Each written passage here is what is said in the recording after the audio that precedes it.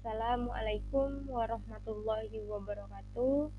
Alhamdulillah, innal hamdalillah nahmaduhu wa nasta'inuhu wa nastaghfiruhu wa na'udzu billahi min syururi anfusina wa min sayyiati a'malina may yahdihillahu fala wa may yudlilhu fala hadiyalah. Asyhadu an la ilaha illallah wa asyhadu anna Muhammadan abduhu wa rasuluh la nabiyya ba'da. Pertama-tama dan yang paling utama, mari sama-sama kita panjatkan puji syukur kita atas kehadiran Allah Subhanahu wa taala, yang mana Allah Subhanahu wa taala masih memberikan kita nikmat, yaitu nikmat iman, nikmat Islam, nikmat kesehatan serta kesempatan, sehingga kita masih dapat melakukan aktivitas kita seperti biasa sehari-hari. Dan tak lupa pula salawat bertangkaikan salam, mari sama-sama kita haturkan kepada keharibaan junjungan kita Nabi besar Muhammad Shallallahu Alaihi Wasallam. Allahumma sholli ala Sayyidina Muhammad wa ala ali Sayyidina Muhammad. Semoga kita mendapatkan syafaatnya di hari kemudian kelak. Amin, amin ya rabbal alamin. Yang saya hormati Ibu Dr. Hafni Laila Siregar selaku dosen pengampu pada mata kuliah ini, yaitu mata kuliah Pendidikan Agama Islam. Dan yang saya sayangi teman-teman saya semuanya, di sini izinkan saya memperkenalkan diri terlebih dahulu. Perkenalkan, nama saya Putri Kailana Pasya, saya dari jurusan Pendidikan Teknik Elektro, program studi Pendidikan Teknik Elektro. Pada kesempatan kali ini saya akan membawakan ceramah singkat yang bertemakan tanda-tanda orang munafik. Jadi apa sih itu tanda-tanda orang munafik dan apa-apa saja contoh-contohnya? Jadi ayatul munafikuna salasun, tanda-tanda orang munafik itu ada 3. Yang pertama, ija haddasa kadzaba, apabila dia berkata dia berdusta. Yang kedua, wa iza wa ada ahlapa, apabila dia berjanji dia ingkar. Dan yang ketiga, wa iza tumina khona, apabila dipercaya dia khianat.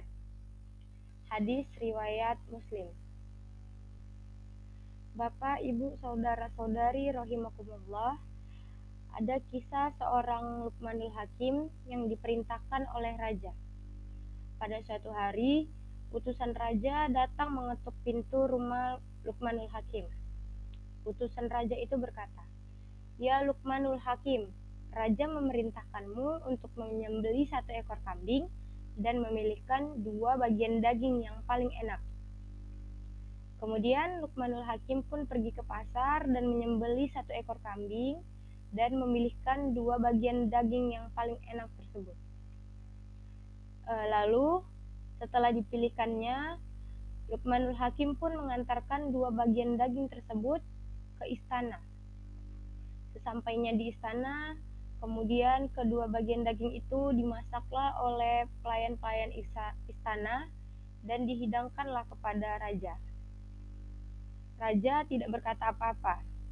Kemudian raja memerintahkan kembali pengawalnya,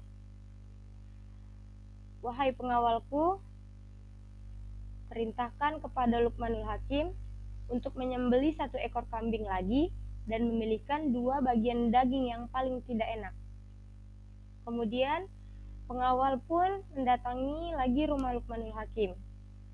Dan pengawal berkata, "Ya Luqmanul Hakim, kali ini raja memerintahkanmu untuk menyembelih 1 ekor kambing dan memilihkan 2 bagian daging yang paling tidak enak."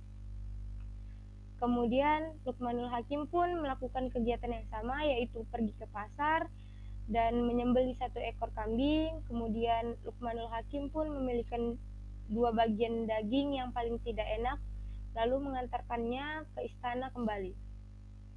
Sesampainya di istana, kemudian dimasaklah kedua bagian daging tersebut dan dihidangkanlah kepada sang raja.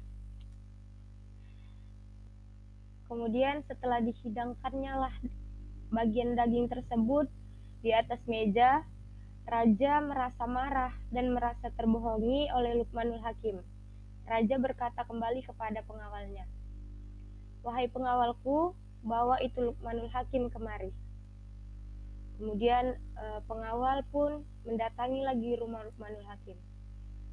Pengawal berkata, "Wahai Luqmanul Hakim, raja memerintahkanmu untuk pergi ke istana sekarang."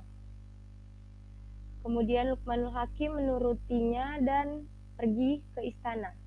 Sesampainya di istana, raja berkata, "Ya Luqmanul Hakim, yang pertama, aku memerintahkanmu untuk menyembelih 1 ekor kambing dan memilihkan 2 bagian daging yang paling enak. Dan yang kedua, aku memerintahkanmu untuk menyembelih 1 ekor kambing dan memilihkan 2 bagian daging yang paling tidak enak. Kenapa bentuknya sama?" Kemudian Luqmanul Hakim pun menjawab, "Wahai raja, dengan hati dan lidahlah kita disukai oleh manusia, dan dengan hati dan lidahlah kita dibenci oleh manusia."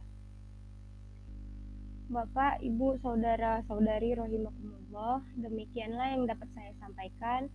Semoga apa-apa yang saya sampaikan ini bisa menjadi peringatan bagi kita semua untuk selalu menjaga hati dan lisan kita serta menjauhkan diri dari sifat-sifat munafik.